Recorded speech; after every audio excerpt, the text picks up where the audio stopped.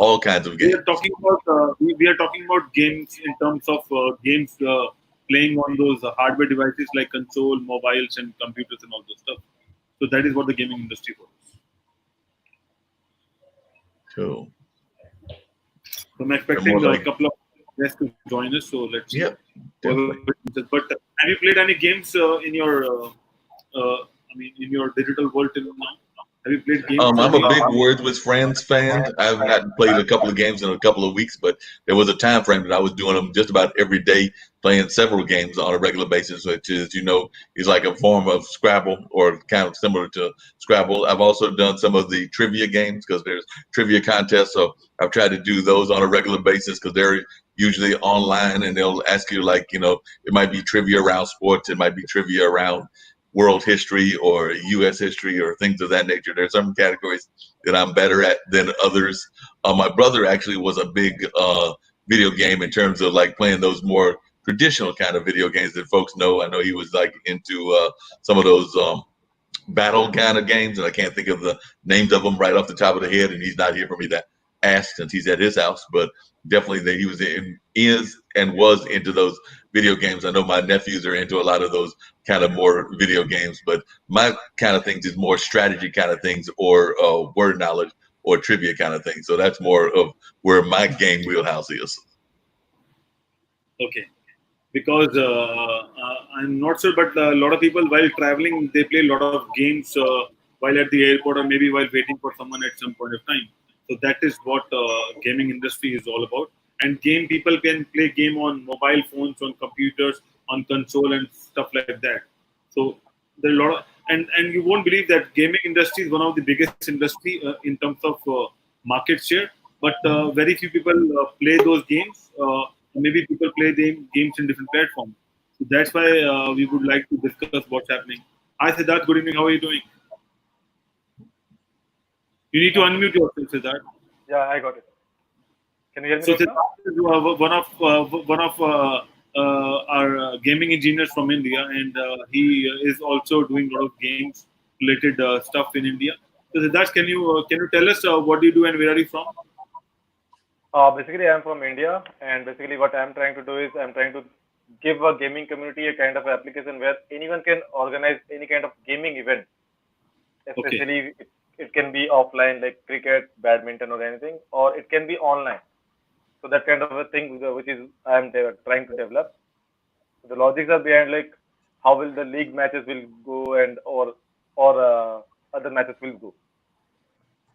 And if we talk about the gaming, what kind of games we have in the industry right now, in terms of online gaming? There are a lot of games like one is like TPP kind of like where third-party person is playing. You will be seeing from a third-party perspective. There is a FPP games that is first-person perspective. Then apart from that, there are like normal games like Clash of Clans strategical. There are a lot of like there is a whole new industry coming up into the gaming world, and there are a lot of boosts because of this lockdown period right now. And these are the things going on. And when we talk about hardware, so what kind of, on what platforms we can play those games? So like we have mobile games, we have computer games, laptop games, iPad games, then we have games on consoles and on web games as well. And now we can see a lot of games on Facebook. So how do you compare all those games? So basically, we don't compare games between those. Like what my application will do is a different thing. It will just manage all the applications like events. It will manage the event as an easier. But for example, if they have Xbox, so everything is connected to an internet. So nothing is aware, like no one is not aware of internet. So everything is connected to internet and everyone is playing through internet itself. So these are all are like multiplayer games. So everything needs to be connected through internet. So I will say like it's all about internet only. No, so see, you know that it's all internet game, but as a user, there's a different experience when they play games on mobile and on other platforms. So my question is that what is the difference between different platforms when you play a game?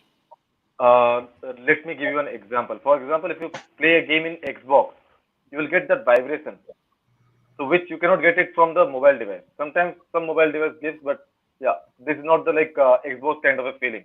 So you can have a bigger screen, so the experience would be much bigger. For example, if you have a 4K or 8K size screen, so the experience would be much bigger. because you can go inside that environment of the gaming environment. But in a mobile device, you have like very less space. Within that, you have to play those games. But mobile is much handier, so that is another easier part. And I would like to welcome Arijit as well. He's joining us from Kolkata, India. Arijit, we have Siddharth joining us from Siddharth. Which city you are in? Hyderabad currently. Hyderabad. So Siddharth is from Hyderabad. Arijit is from Kolkata. We have Mark Lee from Durham, Mark North Carolina. Durham, North Carolina.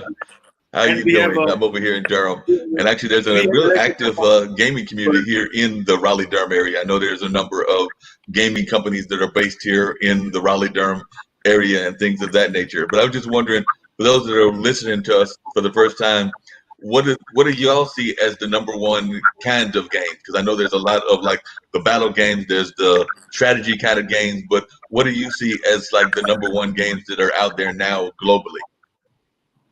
Currently, PUBG is going on globally. Another is Clash of Clans in strategy part. Then there are some more games like Fortnite. Fortnite is much more played in the PC. Then in Xbox there are like Tekken 3, Tekken new season, all those things. So there are like different segments, different devices, and different games. what do you think, Arijit? What's your thought on Yeah, the popular games in the world? well, it depends on the genre actually and the kind of target audience. So, rightly said by my fellow panelist. So, hi to you. In any case, Hello. the casual genre is working more than anything, rather than the only the strategy game at the moment. So, if the question is like, what are the most popular games, I would still say that till date, the very old Candy Crush is working like anything. Them Home Escape is working like anything. They are making money, minting money rather, I would say. Then on RMG, which is into real money gaming scenario, the poker, 8 ball pool, those are working really fine. Regarding the action-based game, if you look at the high-end games, certainly the Final Fantasy series till date is rocking in the world. It's like, really churning money.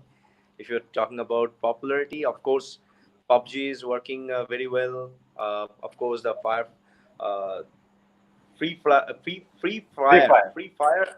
and then there is another name. I just don't recollect similar kind of name. Sorry, Cyber Hunter. Yes, Cyber Hunter. Which Yeah. Cyber Because one Hunter. of the other things that I've noticed is that a lot of the gamers are, because it's a global industry, because there's so much going on in the world, and there are a lot of folks that are getting really caught up in the electronic games and things of that nature. In my mind, a lot of times it conquers the language barriers. Because I know that my brother actually made good friends with somebody from New York, but he also made friends with somebody from overseas that he hasn't met because they were playing the game all the time. So they knew the language of the game, even if they didn't know each other's language. Correct. and So I just also we wondered, will what are some of the popular companies that are out there that are doing really good gaming work in your mind? Like I said, I know that there's a couple of companies that are based here in the United States that are doing some great gaming work. I know there's some in India, but what are some of the companies that are doing great gaming work in y'all's opinion as gamers? Popular game for this. Yeah, one thing would be like over here, Clash of Clans is one of those. Then apart from this, because we do talk lot of strategies, even we don't know about our languages, we show them that put over here some kind of like all those soldiers put over here or here, because we know the soldier names and we know the base names and all those things. So depending on that, we talk. So we might not know like what he's writing, but we can guess like, okay, he's attacking the clan and we have this kind of a route. Apart from that, PUBG, Free Fire, Fortnite, wherever we are talking a lot, over there we are learning a lot. Then apart from that, I can say uh, I don't have right now anything in my mind. I guess Arjit can help me out. No, no problem. And I was also wondering, I know here a friend of mine actually rented out like a baseball field area. I can't remember if I think he actually did it at a club nearby or a bar nearby, but he actually had the support of the Durham Bulls, which is our minor league baseball team, and he did like a big esports tournament. So our tournament's very big in India and around the rest of the world, because I know he just did like a big tournament with like a cash prize and things of that nature. So I just wondered if you could talk about the popularity of these e-tournaments. Yeah, like right now the PMCO and all those things are like 1.5 million dollars. So the prize pool is like that much high, 1.5 million dollars. And apart from that, Free Fire is again holding some kind of those kind of stuff. Taken is also having a lot of market these days. Of like it's long back. Taken has been played by a lot of people, a lot of players, and still it's going on. And that is also having a lot of market. Apart from those, there are some Clash of Clan events, which is like LAN events for Clash of Clans. That is also going on or taking on the market. And uh,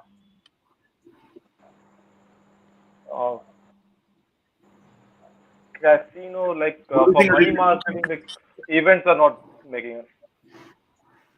Arijit, what do you think about the e-game leagues going popular? Because one of our new or one of our panelists who will be joining us soon, he's from New York, and they do a lot of e-baseball games, and they have leagues, and they have tied up with those clubs who are part of those baseball leagues who play games.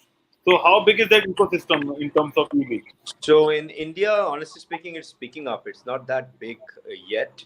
If you Okay. compare that with China or any other Asian country like South Korea or Japan or Taiwan, those guys are more mature than us. It's picking up slowly. One of the main reason is in the suburbs area we don't have great internet yet. Okay. Even though we talk about a lot of internet-based, uh, gaming things and all, but till date it's not there. That's one of the core reason. And if you talk about esports during this pandemic, it increased like anything. But actually, I think a week back or maybe 1.5 weeks back, we were discussing in another show regarding how to retain those gamers into Yeah. your esports league. So retaining the users will be the challenge rather than getting new users. Making Okay. money till date, if we consider Indian ecosystem already is making money. It's already in profit stage. If you look at the RMG, frankly speaking, the ecosystem that we have is profitable just after 6 to 6.5 months. So people do love playing 8 ball, playing rummy, poker. So if you look at India, the Indian market is a mixed mode kind of market. So you have those kind of people who are not serious gamers, who are like Yeah. usual people, office going guys, love to play Ludo, chess, stick cricket, stick football, stick basketball. And when you look at the other side, we have professional gamers who would love to play proper 3D simulated games. Yeah. And there are a couple of organizations who are actually trying to build an ecosystem on the top of cricket, which is one of the most popular game, at least in India. And certainly we are trying hard to make another kind of ecosystem which is mainly into serious gaming. That's actually picking up very well, very fast. But as per my opinion goes, like India got a lot of great gamers, but somehow we lack a lot about India-made games. I mean, we don't like to play India-made, Indian Yeah. culture-based games in India, but somehow those games are becoming popular out of India. That's how the ecosystem is working at the moment. Is And it now there in India? I was just wondering, is it real popular? 'Cause I know there was a time here that it was real popular to have the game show games, like Who Wants to Be a Millionaire, Let's Make a Deal, and those kind of games. So I was wondering, are those kind of games popular there as well? Because they were like the video version of the game that you would get on your phone app or whatever, and they were Of very course, popular here yes. for a while. Yeah, of course, yes. That's popular as well. Of course. Okay. So y'all get real popularity with Who Wants to Be a Millionaire and Jeopardy and some of those other games that are based on game shows here in the United States. True, yes. And the future lies in the augmented reality based games, which is coming up and picking up very fast in India. It doesn't need any kind of glass, it doesn't need anything. You just have your on smartphone, you can start playing a multiplayer mode augmented reality game. That's picking up very fast, very fast. Yeah, because I've got some friends who And work in the augmented reality we have, field, and they've talked about how that's going to be real popular because it adds to the sense of what's going on. The whole augmented reality of actually being in the place. So, like, if you're in, you feel like you're in the studio if you're actually playing one of those game show games, or if you're going on a tour of, say, the Rocky Mountains, you feel like you're actually there. So you actually get a feel for the environment. So I agree that that's going to be really interesting to see how that picks up. But I'm thinking that I was wondering globally, do you think that there's been an increase in gaming? Because I know that, yes, we can't go to the physical places of esports, but I'm thinking because everybody's in their home, a lot of people are picking up the apps and downloading the apps and trying to find, for lack of a better term, time killers while they're sitting at home when they're not doing their day job. They're trying to find something to get their mind off of the whole crisis that we're in healthcare wise. So are y'all both finding that people are downloading more games in terms of actually being involved in that aspect of the gaming industry? Because I agree with the gentleman that said esports is going to be difficult because you got to have that physical distancing. But I'm thinking that people are going to pick up like the old fashioned board games and also pick up the old video games and things of that nature. Yeah, it increased like anything. I'll give you an interesting fact. When you talk about gaming, we usually feel that it's only for youngsters. But globally, it's a scenario that you'll find aged people who are more than maybe 60, 65. They love to interact with their maybe some kid or maybe some of their friends, school friends, college friends. And nowadays the trend is they have a very close either maybe a WhatsApp group or maybe some chat group, maybe in Facebook. So they call each other, they talk to each other. So these guys, they come together, play the game, enjoy like old days, interact with each other, communicate with each other. And kids, I mean, maybe the grandson or maybe the granddaughter, they are connecting the grandfather by playing games, and they are asking their grandparents to enjoy it, be in the sports, and make have communicate with people, have fun together. And that's the kind of ecosystem most probably will be building very soon. So gaming is not only become a gamer's den only, it's going to become a point of contact of all these kind of community, which will eventually improvise the granddaughters and grandson, and eventually wipe away the boredom of the aged people. So that's my take.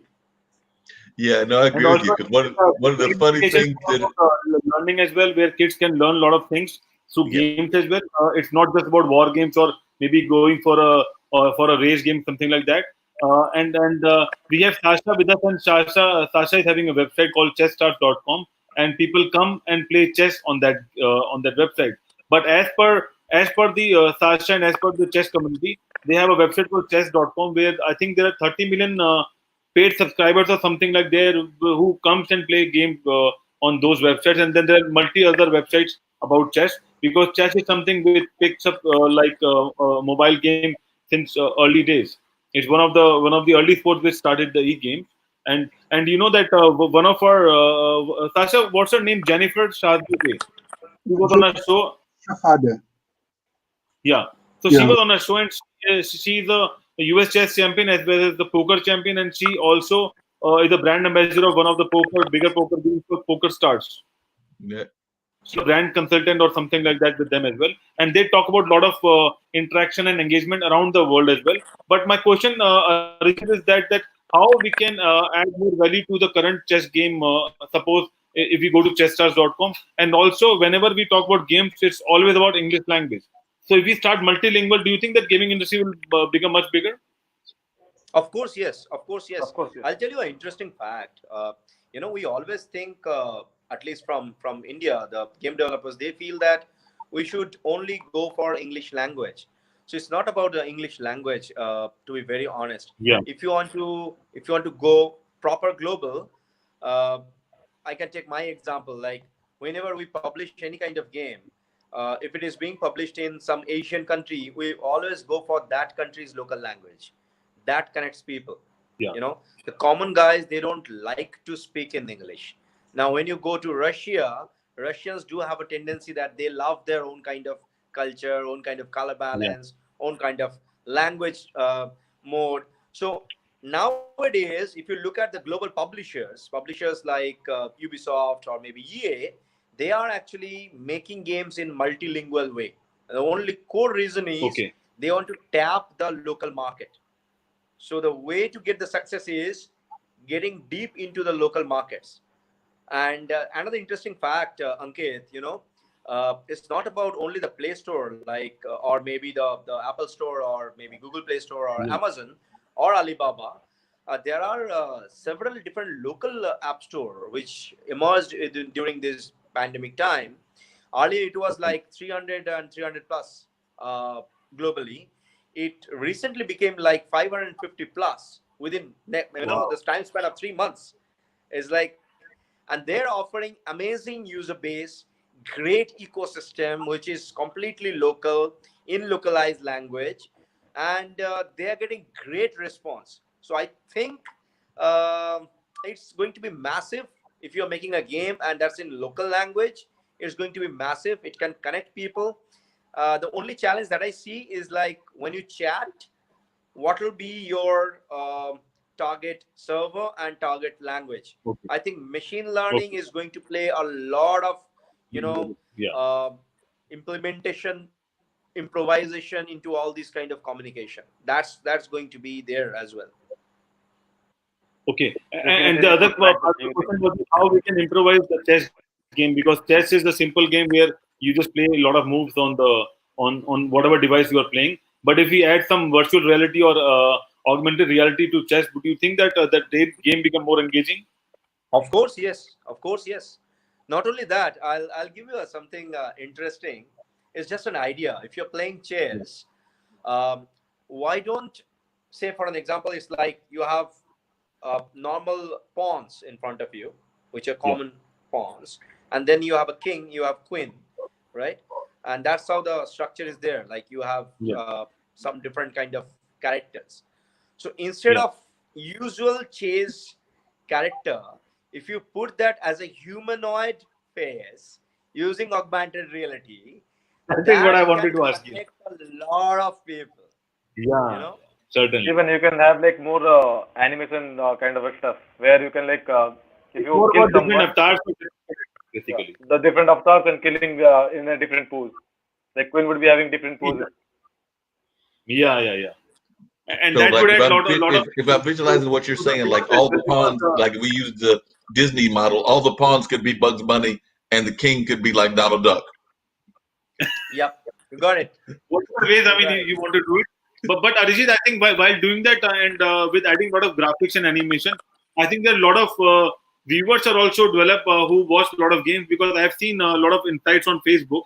So a person is playing on a game on Facebook, but there are thousands of viewers is watching the game because there is a different graphic and there's a different feel altogether. So if I ask about gamification, so we have developers, we have publishers, and then we have gamers. Who else is there in that ecosystem? The streaming guys are there. The streaming Okay. guys are there. There are middle guys who are actually doing all those fintech integration. So there are people who are doing banking solution inside the gaming scenario. Okay. And there are public relationship officers who are actually doing game marketing. There are game show producers. There are game producers, which is another individualistic approach. There are consultants who are actually getting the publisher on board for a game developer. So it's a vast ecosystem. It's just like if you want to make a movie, I'll give you a very simplistic approach. If you want to make a movie, you have someone who is writing the script. So that's a concept developer for game. And when you are done with that concept, you need to find a director, which is basically a system engineer or a game designer who is designing your game, how it is going to be there. Then you have actor, actress. So you have developers and game artists, and then you need cameraman, you need makeup artist, you need editors. So all these people are there in this gaming ecosystem. So when you make a game, honestly speaking, if it is a large game, if it is not an indie kind of game like hyper casual or casual, that recruits a lot of people. So it's if I'm not wrong, it's if you calculate the total size of gaming market, it's much more higher than music market as well as film market. Combine them both Really? together. Yeah. Yeah. Wow. If you combine them both together, the amount of money they generate, the gaming market generates much more higher than this. You can go on the report in Google. You'll feel surprised how much money and how much, how big is the market. But somehow we have a gamer with us. Somehow, I mean, I have a direct. Can I ask a question? I mean, am I allowed Yeah, to sure. ask question or? Yeah, Yeah. obviously. So as a gamer, what is your social status? Like, if you tell people that you are a professional gamer, and instead of that, if you say that, I'm a professional coder, so like maybe a software developer, and if you say I'm a game coder, what will be your social status in India? Siddharth, Basically, that's for you. I guess so. Yeah. So basically, when we say professional gamer, there are not much of professional gamers. Much people doesn't take gaming as industry as a professionalism or with their profession. So what I did is basically I am doing my profession even. But whenever we say like I'm a software developer, I'm a UX designer, just like okay, he's doing some kind of a job. Some people Yeah. doesn't even know like what is a UX designer. Yeah. And there are like something like professional gamer. Okay, so you play gaming games every time? No, it's not like that. Professional gamer doesn't mean like I play games every time. I know how to manage my time. I play games at the time, and I play the same game with a right perspective. So I'll wanted to add what Siddharth said, that one of my friend, I think Arijit might be knowing about that. His name is Aga Khan. So he's a professional Yeah. gamer. He plays a lot of games and tests a lot of games. So that is what Yeah. he does basically. So people, company paid them just to test the game and just to make sure that everything is fine and from Right. start to end. So there are a lot of people who just play games and they get money out of it. I mean, they do a lot of other work as well, but that is something. So maybe we can call them game testers or something like that. I'm not sure about the correct thing. But I Basically, met a lot of people. But I met a lot of people who play games. I mean, whenever they're traveling or whenever they are sitting idle, so either they listen music or they play games. But people who are very much into games, they just play games, and there are different levels of games. And then also the interesting fact is that my name must be Ankit on IBM or my official name, but if I go to the gaming world, my name is something else. So everyone has a different avatar or a different gaming name which they play for, and they have ratings and all those stuff. So that's a different world, a virtual world altogether, apart from what we used to have our real world. So what do you think? I mean, if we add a lot of other gaming console, like we have Xbox, we have Wii, and we have Google Gamings now, and then we have Facebook Gaming coming up, and then we have mobile games and all those stuff. So where are we heading towards with VR and AR and all those gaming consoles? Augmented reality glass. and and then another thing coming up is like your motion gesture control rings. So there is a company based out of South Korea. They are actually ex Intel. These guys, they have Okay. developed rings. If you put that in your two fingers in both hands, you can actually do the simulation. Like for an example, in the augmented reality world, it can control your gesture. You can do archery, you can play badminton, you can go for any kind of boxing or maybe martial Wow. arts. So there is a huge possibility that's coming up in the market actually. So instead of playing game on a normal PC or maybe a mobile, now people are more inclined about how they can do the movement. I mean the body movement while playing games. So that gives them an option to go for physical exercise as well. Imagine a situation, you are in a boxing ring and you are doing actual boxing using augmented reality. So Yeah. then you need to move your body, you need to move your hands, you need to move your all the gestures and all. And there is a, I don't really remember the company name. There's a company who developed a AR based game called Game Dance, which is actually teaching you how to dance. So there is a teacher, Wow. and they are actually paid teachers, not AI, right? So Yeah. she is using. her own device, and the students, they are learning it using the holographic augmented reality world. So they can compare, they can match make, and they can learn it. The music is there, everything is there. In fact, yeah, today morning, Ankit, I would love to share this, how this world is evolving using gaming technology. Today morning around 4:30 a.m. I was having a meeting with one of the finest developers from California. They developed a engine on the top of a game engine, wherein you can do real life business meeting instead of a boring kind of business meeting. You can have your own Okay. avatar, you can have your business conference room, you can schedule the meeting, you can talk to the gentleman. It's just like your normal business conference. You can shake hands, Okay. you can have maybe some food, maybe some wine. Wonderful. And if you don't like that person, you go off. And then the Wow. best part is the best part is if you want to join, you need to link it with your LinkedIn or maybe other social media account. So before meeting the Okay. person, you know who they are. Like before exchanging the cards, just imagine it's less like a business meeting.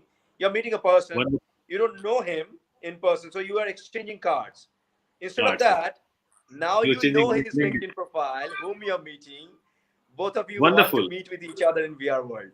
It's amazing, and it's in a gamification way. So it's like a fun way. Wow. Like if you want to meet him, maybe you are kicking his butt and say that hi. I know. And he's like he's like, That's okay, wonderful. so that's the fellow I want to meet.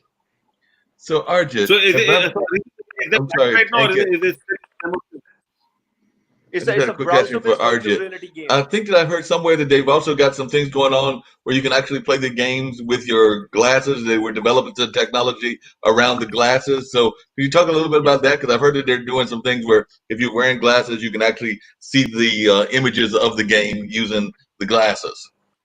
Oh, HoloLens. sure. Basically, So yeah, please continue. No problem.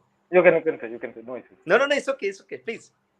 So basically, when I was working for Microsoft at that time, I found like they were developing something called HoloLens. Even like Google Lens are there.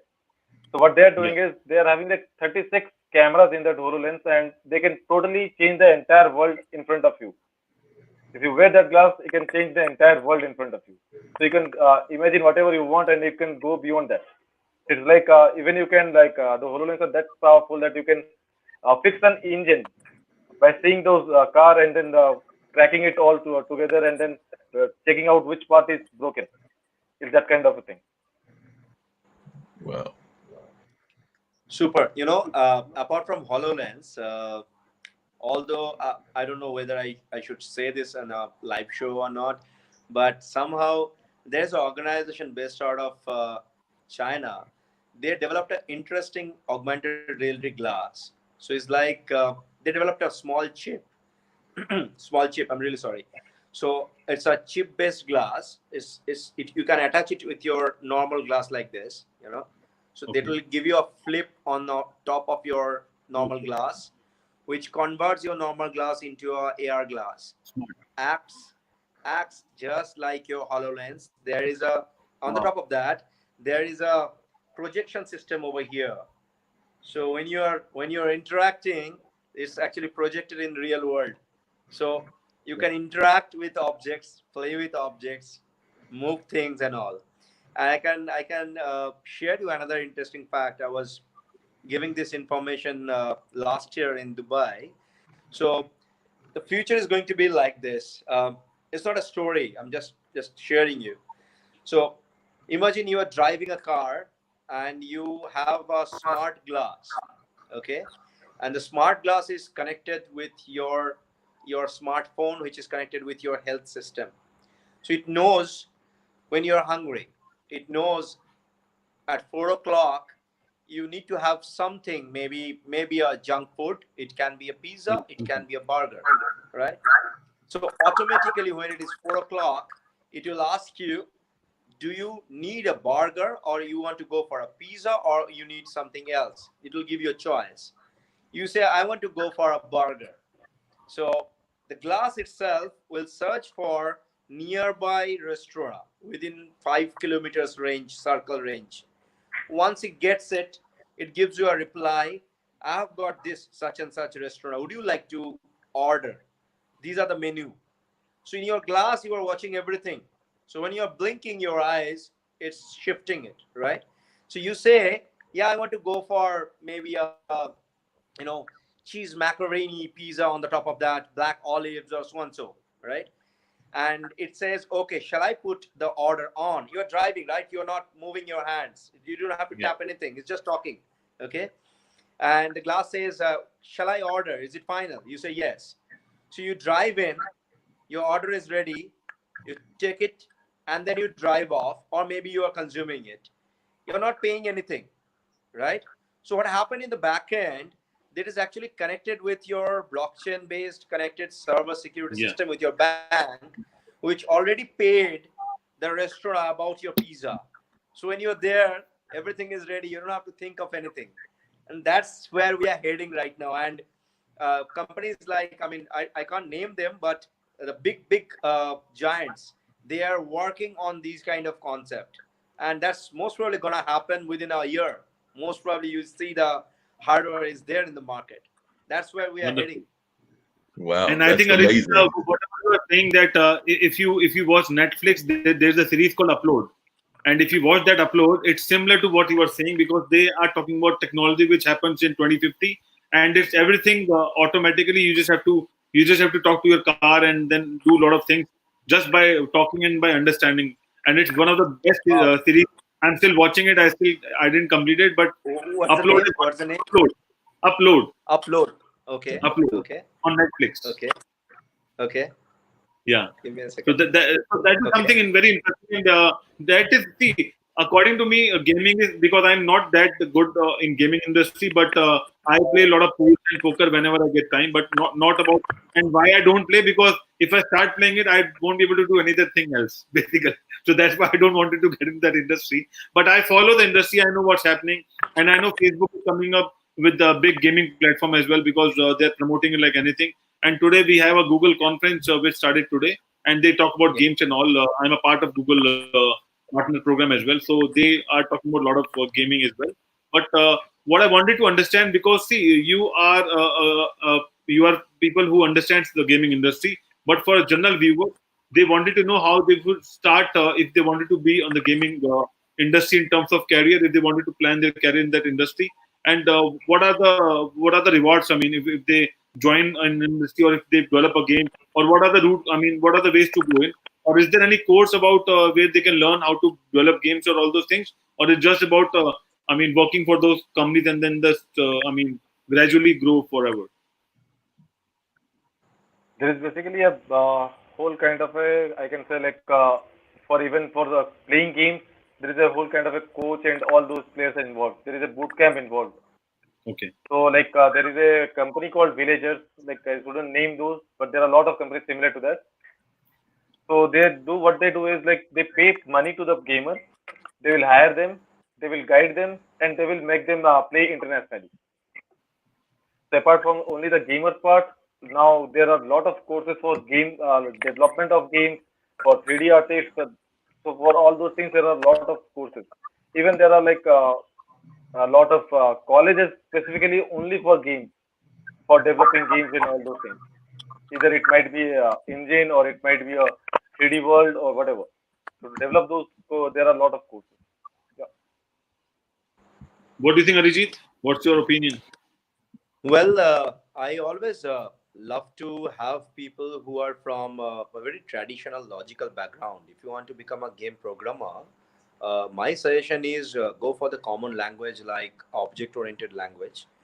Hop into the .NET technology like C Sharp, and Yeah. maybe go for Python, and then hop into the game engine, which can be Unreal, it can be Cry, it can be Unity, it doesn't matter. So it's all about the logic if you want to become a game programmer. There's a big gap in India regarding game programmers. So we have hyper casual coders, but if you want to talk about the serious game programming stuff, or maybe action, or maybe RPG, we hardly have people. So certainly there are colleges who are teaching on perfectly on gaming courses. In fact, I personally developed two different university courses which has been running for last couple of years, India and out of India both. Those are Okay. good. But if you are coming from a very traditional, maybe computer science background, it can be a normal BA background, doesn't matter. If you want to become a programmer, just go for the language, understand the logic, hop into the engine. There are multiple number of online courses available. If you want to become certified, that's different. If you want to become educated, go for this path. And then if you want to become an artist, the best option is, if you want to become maybe for your I'm just trying to think terms which is not very technical, so that's why I'm thinking a lot. So like, if you want to become, say, there is a good term, okay, let me be technical, sorry. So if you want to become an asset designer, like inside the game you want to make some BG, some objects, small objects, maybe some UI, then the traditional usual course are there. You can join any college, or maybe you can go for an art college, understand the color balance. But most important part, you have to be a gamer. Until unless you are a gamer, you can't understand how to create asset, how to code, right? So those things are certainly there, and it's a skyrocket high career. If you want to join the industry, the initial basic salary can start from very low as an intern, but when time is up, like you are spending, say, a year in this industry, you can earn a lot of money, becoming a consultant, becoming a coder. You can start your own gaming company, indie developer. In fact, the best part is, you know what, I'll reveal that fact. I never ever revealed it anywhere, Ankit. It's just because of you I'm revealing it. My kid, he's 12 years right now. He knows around 5 different computer language. He developed 2 different games using Unity engine. So in some group, it has been highly appreciated, the way he is thinking, the way he is making game. So to become a game programmer or an indie designer game programmer, you really don't need to have very mature, like you don't have to become an engineer. A kid can do it. A kid can just do it. So like, for I know another kid based out of southern part of India. She's most probably 8 years old, and she cracked she cracked the game certifications. Like, she became India's first certified game artist. So age is just a number, so it can be picked up by anyone. And kids, my god, they have a lot of passion. And I know a lot of these kind of kids, they have closed door chat groups.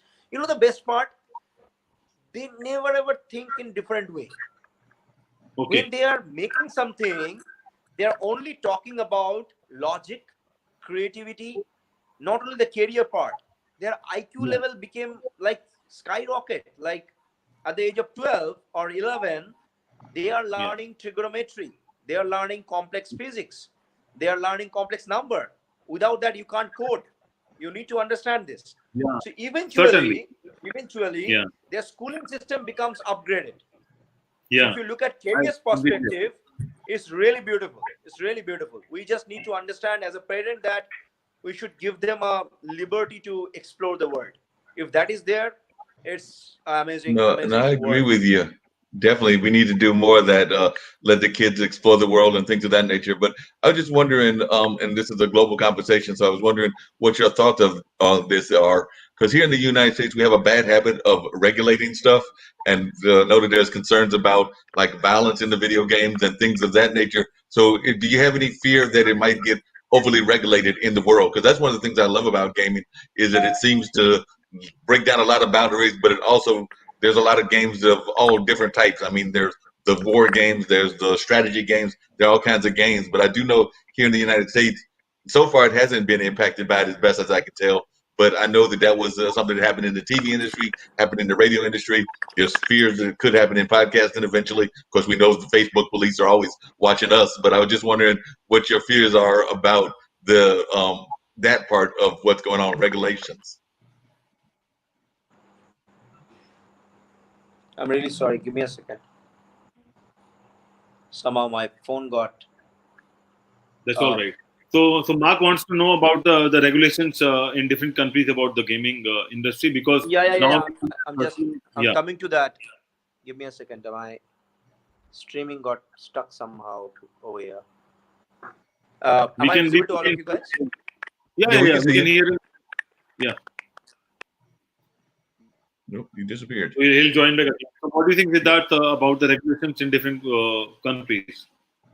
basically, I will also appreciate the regulations because there were a lot of applications where, due to games, there were a lot of hat rates going on and lot of like for war games, of course, there are a lot of hat rates. So there are good things and there Really are bad sorry. things on. Really sorry. Really sorry. Really sorry. That's all Okay. right. That's all. So I have a different perspective. It's a interesting question. I have a very different perspective. Um, I'll go with a example.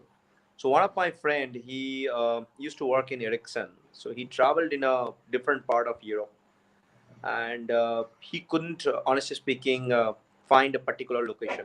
You know, and the map was not showing him. The Google Map was not showing him the proper location. So somehow he was chatting with his kid sitting in India, and he asked that, you know what, I'm trying to find this location and I really can't find it. And the kid said that, okay, Papa, you go out of your hotel, you take this turn, you go to that part, you go to that way, and you are there. He said, how the hell you can say? I mean, the maps are not working over here. It's not mapped yet. He said, the reply was, you know what, I played Assassin's Creed and the whole city is mapped inside Assassin's Creed. So I Wow. can actually tell you where things are. Surprising, Wonderful. surprising. It was about 6 years back. Surprising fact. Wow. Those are the positive side of gaming, if you look at that way. But on the top of that, if you put gun, in the hand of a maybe 9-year-old kid, and Yeah.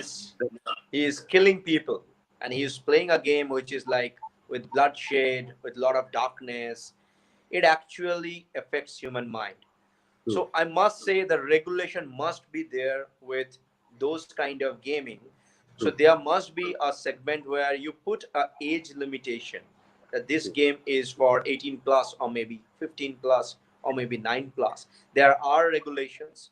So if you want to publish any game in Play Store, there are regulations, but somehow there is a lack country wise wherein the local publishers work in a different way, honestly speaking.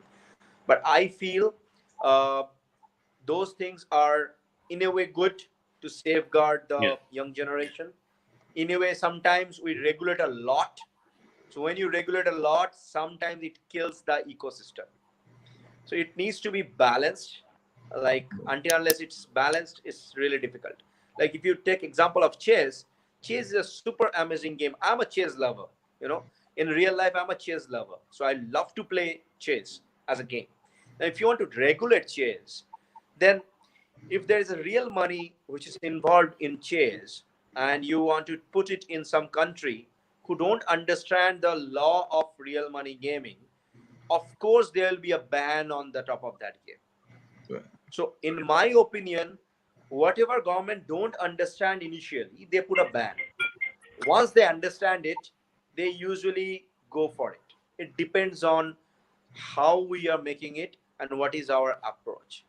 So I mean, that's just a personal opinion. But I feel we shouldn't give gun to a kid's hand. I mean, that's not good. Right. That's not really good. But Arijit, I think using the AI and machine learning and a lot of other stuff, basically, we can gamers can also, or the gaming producers can also regulate who is playing that game, because I think it's not that difficult because people are using console, so maybe you can figure it out that if a young kid is playing that game, so maybe there's a stage where they can't play the game beyond that stage, something True. like that. We And can have it using in the game. Yeah, using face detection, that's possible. But today's yeah, kids are much more smart. Much more So matured than. sometimes what they do, they will ask their maybe mom or father or maybe yeah. grandparents to come in front of the camera. So camera detects the grandparent and then they are playing it. So No, I but mean, I don't know. what about some trivia questions or some engagement questions in between before they go from level 1 to level 2 and things like that? Maybe we can add a lot of things to make sure that we have those gateways, and if you cross that gateway, then only you move to the second level. And those gateways Yeah, are more about a lot of other interesting facts. But I wanted to know one thing, because as you said that, and as what we understand, that gaming is a big industry.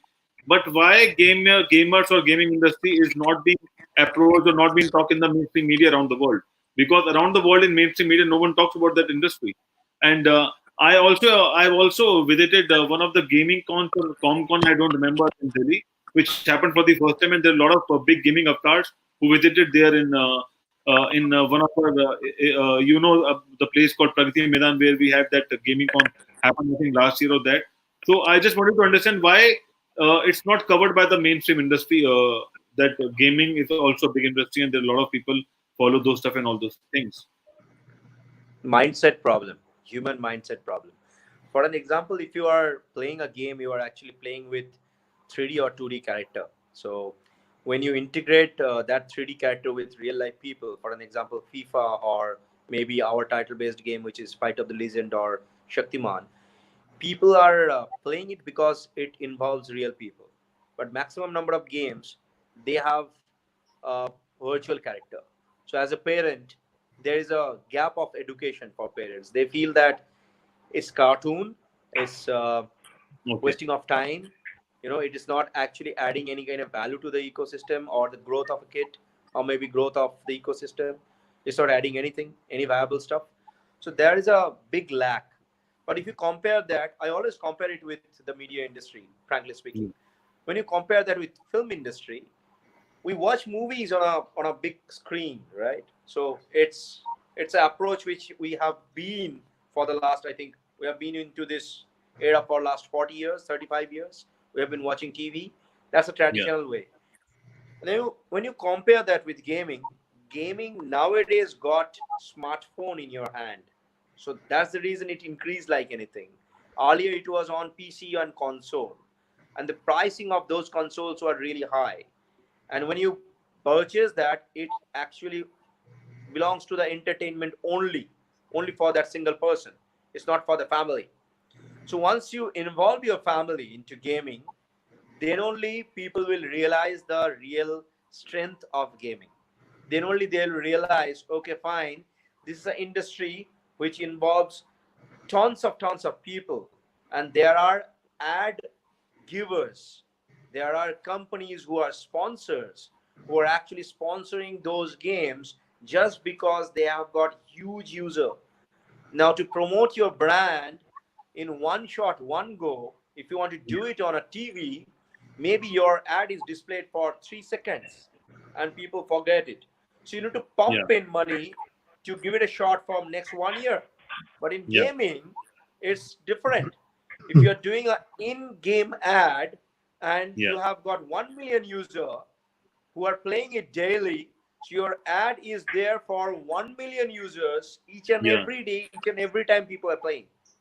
So Yeah, that's the wow. reason people are pumping money. That's the reason people are making money, giving money, making it popular. In the other hand, give me a second. In the other hand, if you look at the ecosystem of esports, like people who are playing Olympics in esports, I think my friend from Hyderabad, he can add a lot of value on that.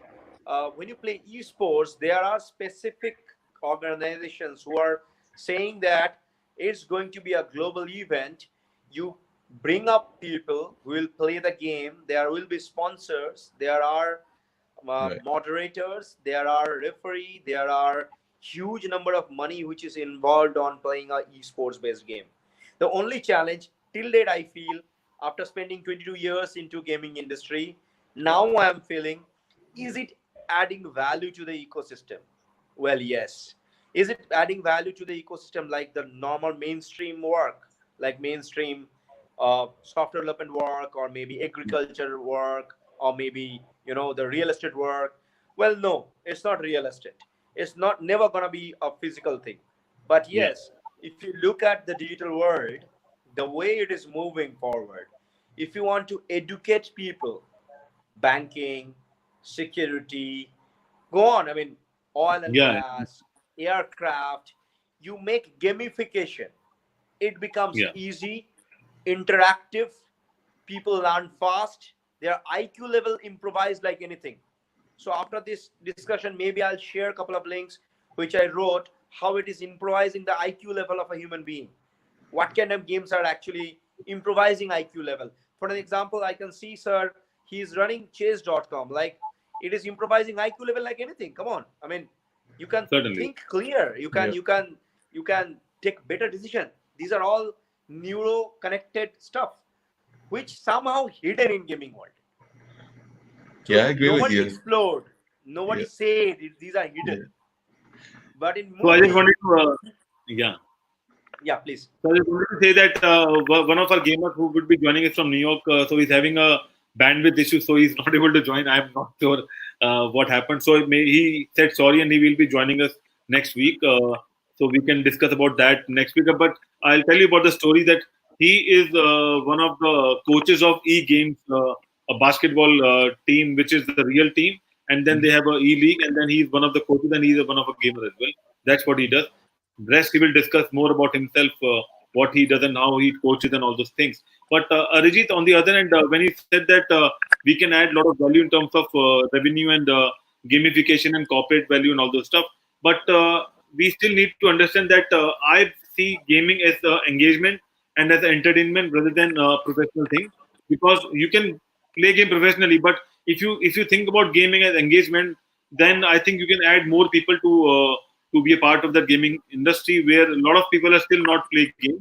They might play games somewhere or the other, but to add more value to it, if we talk about engagement and then add games to that point of view, so likewise, if you go to an airport, there are a lot of people sitting idle at the airport. So either they are talking to someone, watching a movie, or listening a song.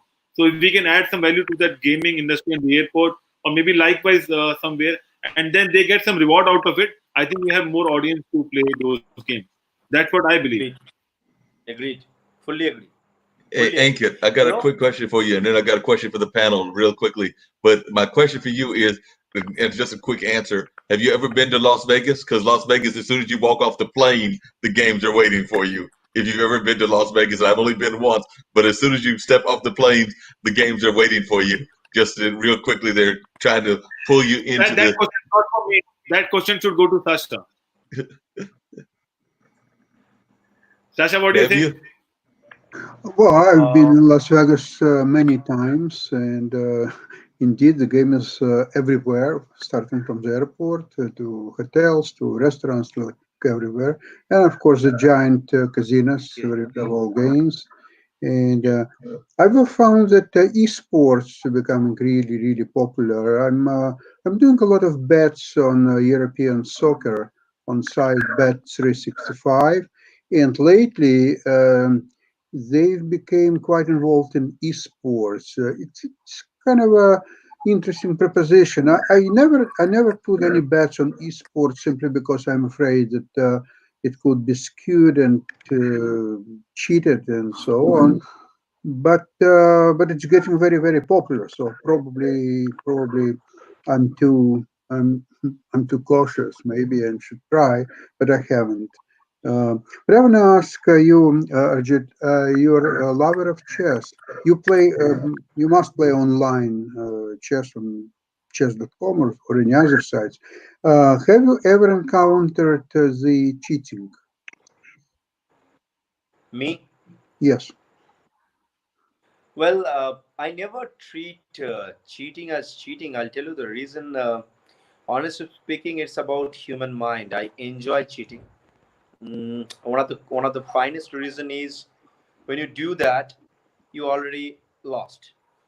So people who are loser, they usually do cheating. Yes, I face that multiple times, but then I give them a very fine-tuned reply. So I'm actually a certified ethical penetranist, so I understand how this ecosystem works on at least cybersecurity front. So I usually give them a reply that I understood it, but don't do it with others. It's not very healthy. It's not very good. It's not an easy way. It's not you are winning. It's just like you are escaping winning. So people do understand. I mean, trust me, I faced that maybe 10 times in my life, and nine of those 10 guys, they understood and they stopped doing all those kind of, cheating stuffs and all. So in my opinion, people are good. Somebody should show them a path that this is not the way and this is the way. So Well, I feel it's a healthy thing. your approach is very ethical, and my congratulations. I think you're doing the right thing. The problem is that a lot of the sites are now playing offer tournaments, and people play for money. it's not big money. It's $1,000 here and there or so on. But when it comes to money tournaments, the cheating is uh, more than 50% of the games because people want to have to win money, and that encourages cheating. And unfortunately, as we all know, there is no way to prevent that. And it's kind of you see, if you want to make anything really big, the big money have to be involved. Now, in chess, the big money, people believe that it's prizes for the tournaments or winnings. But then that's where the cheating proliferates, and that sort of derails all the efforts of tournament organizers and players. And it's a big tragedy of online chess, in my opinion. Yeah, Yeah. in that front, there are organizations, honestly speaking, who are making the game in such a way that out of 100, only maybe 3 or 4 will win. Rest of them will lose their money. Um, that's not the way. I mean, that's not the way you sustain in the market. And eventually, you get a bad name, and they usually shut down. So that's a one-time involvement. People do understand it. So in world, sir, in the world, there will be such kind of